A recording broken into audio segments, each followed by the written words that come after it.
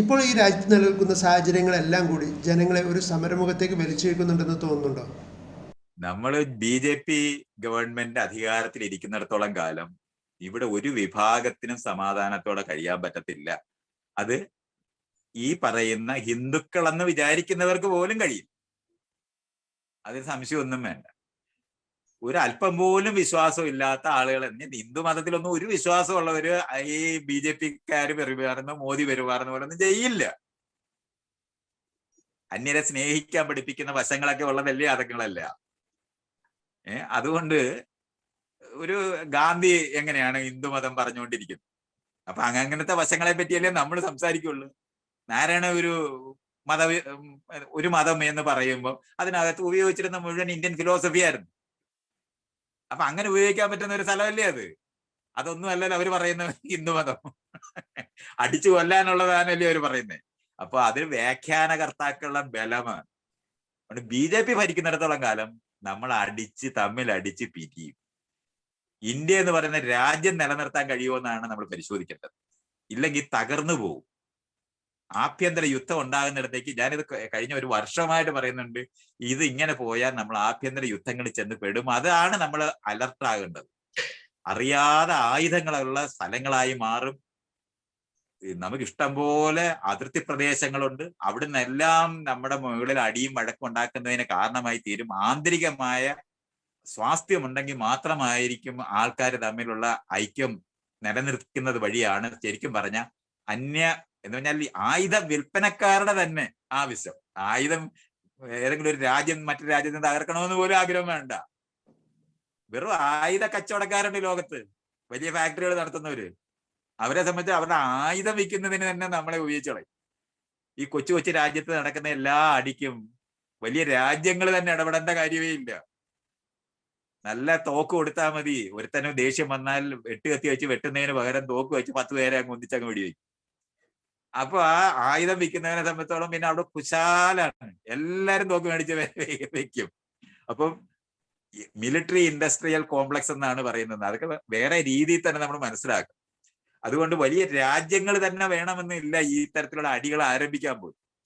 അപ്പൊ ഇതൊക്കെ നമ്മൾ മനസ്സിലാക്കി ആന്തരികമായ സ്വാസ്ഥ്യത്തിനും ആന്തരികമായിട്ടുള്ള ഐക്യത്തിനും നമുക്ക് പരമാവധി പ്രവർത്തിക്കേണ്ട സമയത്താണ് മതധ്രുവീകരണം കൊണ്ടുവന്ന് വിഭജിച്ച് എലക്ഷൻ ജയിക്കണമെന്ന് പറയുന്ന തന്ത്രം മാത്രമായിട്ട് തന്നെ കണ്ടുകൊണ്ട് അവിടെ കയറി ഭരിച്ചുകൊണ്ടിരിക്കുന്നവര്. അവരവരുടെ മുതലാളിമാർക്ക്, അവരുടെ കൂടെ നിൽക്കുന്ന മുതലാളിമാർക്ക് ഇന്ത്യയിലെ എല്ലാ കാര്യങ്ങളും സൗകര്യം ചെയ്തു കൊടുക്കുക എന്നുള്ളതാണ് ചെയ്തുകൊണ്ടിരിക്കുന്നത്.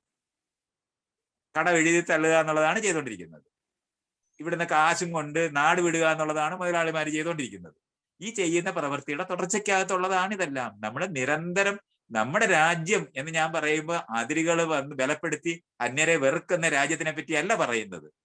ഒരു ഭരണപരമായ ഐക്യപ്പെട്ട് നിൽക്കുന്നതാണ് നമ്മുടെ രാജ്യം എന്ന് പറയുന്നത്. അപ്പൊ നമ്മൾ രാജ്യസ്നേഹം എന്ന് പറയുമ്പം ഏതെങ്കിലും അതിർത്തി സംരക്ഷിക്കുന്ന യുക്തിയല്ലത്. ഭരണപരമായ ക്രമീകരണത്തിന് ആവശ്യമായിട്ട് എങ്ങനെയാണ് ഒരു പഞ്ചായത്ത് നിൽക്കുന്നത്, എങ്ങനെയാണ് ഒരു ജില്ല നിൽക്കുന്നത്, എങ്ങനെയാണ് ഒരു സ്റ്റേറ്റ് നിൽക്കുന്നത്, എങ്ങനെയാണ് ഒരു രാജ്യം നിൽക്കുന്നത് എന്ന് പറയുന്ന തരത്തിലുള്ള ഒരു രാജ്യസ്നേഹമാണ് ഞാൻ പറയുന്ന രാജ്യസ്നേഹം. ആ രാജ്യസ്നേഹം എന്ന് പറഞ്ഞാൽ ഭരണപരമായ സൗകര്യത്തിന് വേണ്ടി നമ്മൾ രൂപപ്പെടുത്തുന്നതാണ്. ആ രൂപപ്പെടുത്തുന്നതിനകത്തു നിന്നാണ് അതിനെ മനസ്സിലാക്കേണ്ടത്. ആ നിലവാരത്തിൽ അത് കാണാതെ അതിനെ തകർത്ത് തച്ചുടക്കി ഈ ഭരണഘടന തന്നെ തകർത്ത് കളയാനുള്ള യുക്തിയായിട്ട് നിൽക്കുന്ന ഒരു BJP ഭരിക്കുന്നിടത്തോളം കാലം നമുക്ക് നിലനിൽക്കുന്നതിന് വേണ്ടി തന്നെ ഫൈറ്റ് ചെയ്യേണ്ടി വരും. സ്വന്തമായി ഐക്യപ്പെട്ട് നിൽക്കുന്നതിന് തന്നെ ഫൈറ്റ് ചെയ്യേണ്ടി വരും. നമ്മൾ പരസ്പരം നമ്മുടെ ഒരു വിഷയത്തിന് മുകളിൽ പരസ്പരം അങ്ങോട്ടും ഇങ്ങോട്ടും വാദിക്കുകയും പറയുക എന്നുള്ളതാണ് ഇപ്പൊ ചെയ്തുകൊണ്ടിരിക്കുന്നത്. നമുക്ക് ആ വിഷയം തന്നെ സംസാരിക്കാൻ പറ്റുന്നില്ല. വിഷയം പറയുന്നതിന് മുമ്പ് തന്നെ രാജ്യസ്നേഹിയാണോ അല്ലയോ എന്നുള്ള മുദ്ര കുത്തി കഴിയും. വികസനത്തിനെ പറ്റി ചർച്ച ചെയ്യാൻ തുടങ്ങുന്ന സമയത്ത് രാജ്യസ്നേഹിയാണോ അല്ലയോ എന്ന് ചെയ്യാൻ തുടങ്ങും. അപ്പം ആ നിലവാരത്തിലാണ് അത് മനസ്സിലാക്കുന്നത്. അങ്ങനെ മനസ്സിലാക്കുമ്പോഴാണ് നമ്മൾ ഈ പറയുന്ന വിഷയം മനസ്സിലാവുകയുള്ളൂ. എന്താണ് ഈ ജാതി മതങ്ങളിനകത്ത് ചർച്ച ചെയ്ത് നമ്മുടെ ജീവിതം പാഴാക്കുന്ന സ്ഥലത്തെത്തുന്നത്. അതെത്തരുതെന്നുള്ളതാണ് ഈ പറയുന്നത്. അവിടെ പെട്ടുപോകും. അതുകൊണ്ട് നിരന്തര ശ്രദ്ധയോടെ ഈ ഐക്യത്തിന് ഹാനി വരാതെ, മുസ്ലിം വിരോധം പറയുമ്പോൾ ഹിന്ദുക്കൾ സംഘടിക്കാതെ, ഹിന്ദുക്കളെ എതിർക്കുന്ന ലോകത്തിൽ മുസ്ലിങ്ങളെ സംഘടിപ്പിക്കാതെ ഒക്കെ ഇരിക്കേണ്ട ആവശ്യം രാഷ്ട്രീയമായ ബോധമുള്ള ആളുകൾ നിരന്തരം ചെയ്യേണ്ടതാണ്. നിതാന്ത ജാഗ്രത വേണം നമുക്ക് സ്വാതന്ത്ര്യം നിലനിർത്തണം. അപ്പൊ നമുക്ക് താരതമ്യേന ബ്രിട്ടീഷുകാർക്ക് എതിരായിട്ട് അവരിൽ നിന്ന് മോചിച്ച ഒരു ജനതയുടെ നിലനിന്നിരുന്ന സ്വാതന്ത്ര്യമാണ് നഷ്ടപ്പെട്ടുകൊണ്ടിരിക്കുന്നത്. അതിൽ വികസിപ്പിക്കാനല്ല നമുക്ക് കഴിയുന്നത്. അത് നഷ്ടപ്പെടുന്നത് കൊണ്ടാണ് നിരന്തര ശ്രദ്ധയോടെ. Eternal vigilance is the price of liberty എന്ന് ഇംഗ്ലീഷിൽ പറയും. അതില്ലാതെ കഴിയും. ആ ജാഗ്രതയെ പറ്റിയാണ് ഞാൻ ഈ പറയുന്ന സ്ഥലം. രാജ്യം ഛിന്ന ഭിന്നമായി പോകണമെന്ന് ആഗ്രഹിച്ചുകൂടാ. കാരണം ഐക്യപ്പെട്ടത് വളരെ പാടുപെട്ട. പക്ഷെ ആ ഐക്യം വിപുലപ്പെടുത്തേണ്ടതും സുസ്ഥിരമാക്കേണ്ടതും. അതിനെ ഈ പറയുന്ന രാജ്യം എന്ന് പറയുന്നതിനകത്തെ വകഭേദങ്ങൾ, വ്യത്യസ്തതകള് നമ്മൾ പറഞ്ഞിട്ടുണ്ടായതല്ല ഇസ്ലാം, നമ്മൾ പറഞ്ഞിട്ടുണ്ടായതല്ല ഹിന്ദുക്കളിൽ ഉള്ള ജാതി, ഇതൊന്നും നമ്മൾ ഉണ്ടാക്കിയതല്ല, അതിവിടെ ഉള്ളതാണ്. ആ ഉള്ള ആളുകളെ എങ്ങനെയാണ് ഇന്ത്യൻ പൗരന്മാരാക്കി മാറ്റുന്ന പ്രവൃത്തി, അവിടെയാണ് ഇലക്ഷൻ ജയിക്കാൻ വേണ്ടി ആ പൗരബോധം നശിപ്പിച്ച് ഹിന്ദുക്കളും മുസ്ലിങ്ങളും ആക്കി മാറ്റിയതാണ് BJP ചെയ്ത ഏറ്റവും വലിയ ദ്രോഹം. ആ ദ്രോഹമാണ്, അതിന്റെ ഫലമാണ് നമ്മൾ ഈ അനുഭവിച്ചുകൊണ്ടിരിക്കുന്നത്. അങ്ങനെ അതിനെ തിരിച്ചറിയാം. അല്ലാതെ ഇത് വേറെ എന്തോ ഒരു സംഭവമാണെന്ന് പറഞ്ഞാൽ അവിടെ അവർ ഭരിച്ചുകൊണ്ടിരുന്ന ഇത് തന്നെ അനുഭവിക്കും. ഇത് തന്നെയാണ് നമ്മൾ ഒഴിവാക്കണമെന്ന് ആഗ്രഹിച്ചത്.